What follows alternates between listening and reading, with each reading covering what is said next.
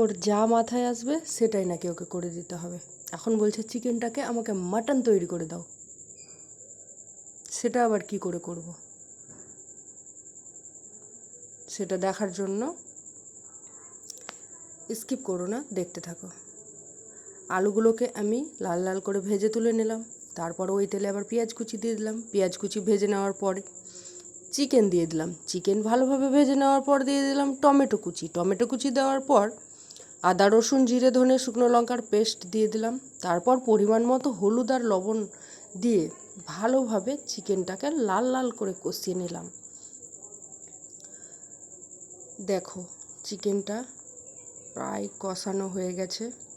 এবার আমি দিয়ে দিলাম ভেজে রাখা আলুগুলোকে দিয়ে ভালোভাবে চিকেনটাকে কষিয়ে নিলাম। তারপর নিয়ে এসেছিল অল্প পরিমাণে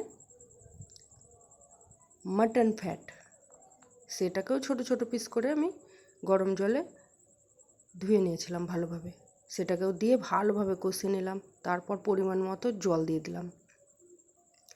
এবার ঝোলটা ফুটে উঠলেই 10 মিনিটের জন্য পাম কমিয়ে রেখে দিলাম।